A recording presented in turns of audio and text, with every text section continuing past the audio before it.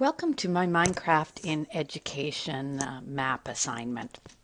In this video, I will take you through an exemplar of one possible use of Minecraft in my class. As a core French teacher, I'm always interested in ways to get my students to develop language and vocabulary. And unlike an immersion setting, my students are not comfortable and don't have enough language to really just operate in the foreign language. So anytime that I can get them using their language is an exciting, engaging time. Anyways, what you're looking at here is a map of my project. My son showed me that this is a really interesting little add-on. He's actually taken what I've created and mapped it out and made a map for me. So what follows is a walkthrough of the project at its final stage. The project would have two parts. The first part would consist in creating a home where they had to identify all the vocabulary.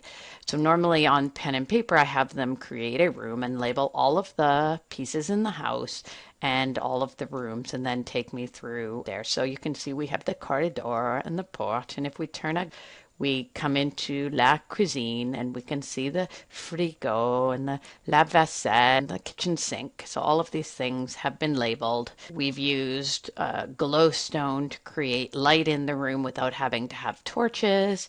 We can come in here and we have the dining room, the salle à manger. You can see we've included things like the painting, the chandelier, and the window, and a few items. And so if we come back out here, we would continue and they would take us into the living room, and you can see the rug.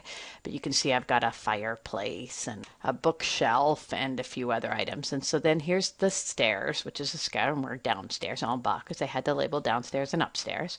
And so here we've got the stairs again, but this is upstairs.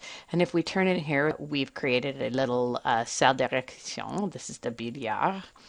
And if you come into here, here's the chambre, and we've got a nice little lit, but this is a grand lit, and they've used vines to create the kind of hanging down sheer part. If we go in here, we have the salle de bain, and you can see all the different pieces here labeled.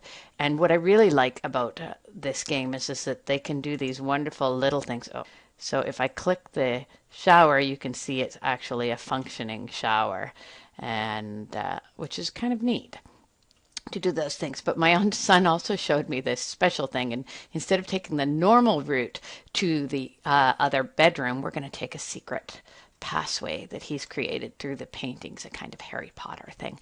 As you can see, we're in the second bedroom. Oh, and they've created all sort of little things, the bed and the desk and the lamp. And so we created all of this stuff together. My son used maps to create the billiard sticks.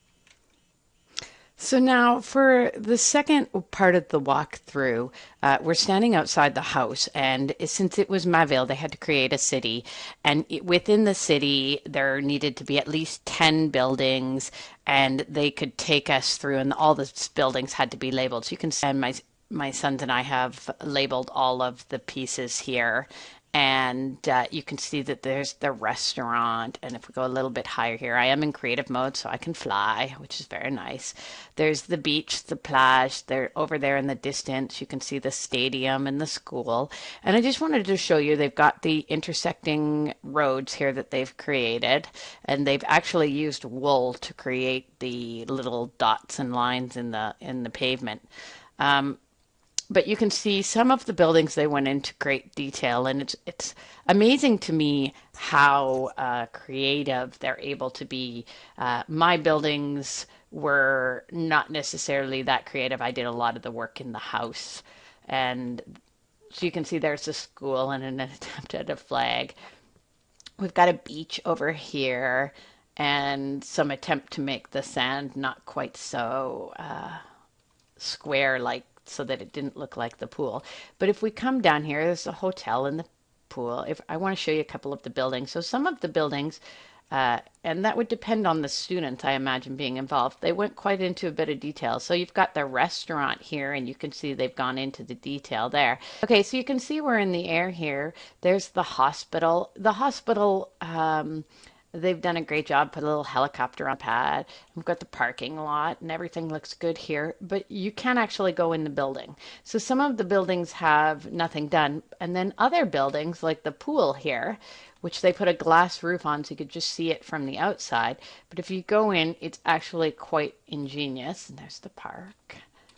So I come down. If you go in here, you can see the pool has been given a lot of thought. There's a slide, and the slide actually works. So if you go up on top of it, you can see uh, there's a just like in the house, some of the features worked. And what I really like is the opportunity to sort of do what you want to do. And they've added some forest, and this is built on a flat land because that made things a lot easier. Um, in the back here is some of the little extra things. So you've got students and they don't just do what you ask them to do because my sons were building for me there, but in their spare time, when we weren't working together on what I wanted them to do, you can see they've created this kind of what they call the Illuminati and a sort of Mayan ruined civilization in the back. So you get them doing and creating in a way that isn't necessarily what you've asked for the assignment, but in the assignment themselves, it wouldn't matter because anytime that they could add in their own vocabulary or anything like that would be exciting. So that's my world. Um, there's so much that I learned through working with my sons that I don't think that I would have learned doing on my own. And this is really quite an impressive. I mean, they've done things, and I'm not sure if you can see them, but right here, this command box that we've got right here, it allowed it to be day all the time. And this is a feature only available in the creative mode. We've turned off all the monsters so that I could get down to the business of building. And I think that that's where it allows the student to individualize the experience. And you could offer the students the ability to do this via group, or they could do it alone. And you would want to give them some time to play and create. And they could do it in a different kind of biome. And there's ways when they explore to change the biomes within it. And there's a lot of things that do relate to a lot of other assignments. But just to look at French itself, my own subject, the idea of taking this kind of project and then using it for an entire semester, and every time we do a theme, because we do a clothing unit and we do a food unit and we could create the supermarché, they could create the food aisles. It's just endless the possibilities of what we could create. I could have them do a cultural unit. I could have them create a Eiffel Tower or the monuments that are famous for French, the Arc de Triomphe, and have them experience because they would have to really go in and research what these things look like in order to recreate them here. But once you let them go and give them this ability to interact with the environment in a 3D kind of way, I think the possibilities are endless. And so just as we end up here, I want to show you one little trick my children showed me that I could go toggle, and that allows you to do, and if I go toggle downfall, I can turn off the rain. Isn't that awesome?